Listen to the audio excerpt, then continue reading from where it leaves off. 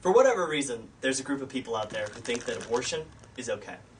Now, luckily, most of these people also happen to believe that murder is wrong, so we have an airtight argument that will clarify our position by logically proving that abortion is murder.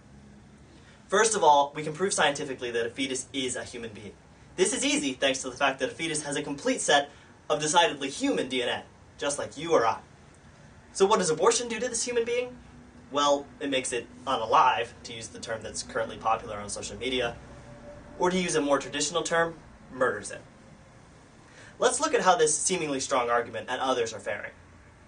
I think we can all agree that Democrats tend to be the more pro-choice party.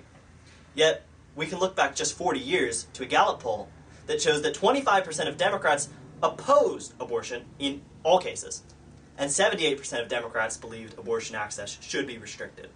In fact, up until 2012, the Democratic Party platform stated that they stood for safe, legal, but rare abortion. Now, after substantial breakthroughs in our understanding of human development, you'd think that even more Democrats who claim to follow the science would be on board with protecting the unborn. A more recent Gallup poll, conducted in 2023, though, showed that now 96% of Democrats believe that abortion should be legal, and 60% believe that it should be legal with no restrictions whatsoever. In the 33 state ballot initiatives concerning abortion that have taken place since 1994, people have voted pro-choice more than 70% of the time. In 2022, when many prominent political pundits were predicting a red wave, liberals, who made abortion rights a core issue in their campaigns, had an unusually high turnout. Long story short, we're losing. While the pro-life movement celebrated success in the Supreme Court, the liberals rode the abortion train to major victories. But the question is, with what arguments? No one's out there claiming that fetuses don't have unique human DNA. No one's rewriting biology textbooks to make bornness a criteria for being alive. There's simply no scientific argument for abortion. So what argument is there? After a woman told me that people ought to embrace veganism out of respect for animal rights, I asked her what her opinion was on abortion. She started telling me about all the many situations in which a woman would be severely encumbered by a pregnancy, assuming that if I heard these things that pregnant women have to go through, I'd change my mind. Yes, it's true. Pregnancy and childbirth can put a lot of burden on women. But it's not callous to ask, is that discomfort or difficulty worse than death? Does anyone's right to comfort outweigh someone else's right to life? Apparently, yes. And so does a right to quote-unquote bodily autonomy, and of course, the inalienable right to sexual promiscuity. I could go on giving mainstream arguments for abortion, but I think I've made my point. There is one thing that is absent from every modern pro-choice argument, some kind of evidence that says abortion is not murder.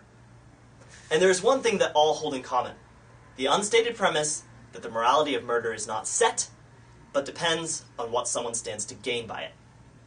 Abortion advocate and political commentator Bill Maher puts it simply, abortion is murder, and I'm okay with it. Now, I think it's obvious by any objective criteria that these arguments are losing ones. The one moral issue that you think nearly everyone agrees on is that murder is wrong, so any argument that relies on the belief that certain innocents actually can be murdered should be completely ineffective. But somehow it's not only effective, but mainstream. If we look back to the 70s and 80s, there was still a debate going on as to whether or not unborn babies were fully human throughout the entirety of the pregnancy. The beginning of human life was still considered debatable.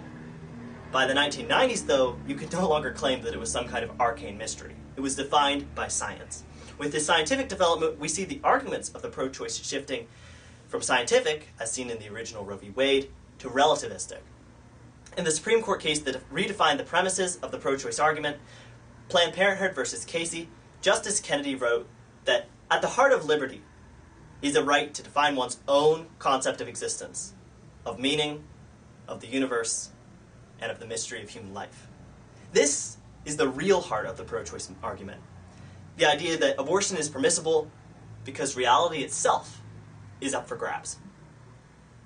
This is what pro-choice advocates mean when they complain of pro-life people imposing their beliefs on others. The choice in pro-choice really isn't just about the choice to abort. It means that people ought to have the choice to redefine the universe so that murder is okay. So at the beginning of my speech, I brought forth an argument that proves that abortion is murder. One of many strong arguments that the pro-life movement has proposed. So why do we fail? Because pro-choice people just don't care if abortion is murder. They care about a right to sexual promiscuity without consequences. They're concerned about workplace equity. They want to be able to define their own concept of existence. And all of these things are far more important to them than a child's life. Russian novelist Alexander Solzhenitsyn wrote that violence cannot conceal itself behind anything except lies. What is abortion but violence? What is relativism but the lie that conceals it? The people of this country need to be reminded that some things are actually objectively better than others. Some things matter, and that this order of goods cannot be redefined. Reality is something we all share. No one chooses it, and no one, to use their own words, should impose their own personal reality on someone else. We need to focus on the point that life is a tremendous good, and taking it away, that life, from someone who has done nothing to deserve death, is a great evil. We often speak of a culture of death, echoing Pope John Paul II, but just as relevant now is Pope Benedict's warning about the rising force he called a dictatorship of relativism. We cannot fight murder without coming up against relativism, nor will we defeat the first until we address the second. Thank you.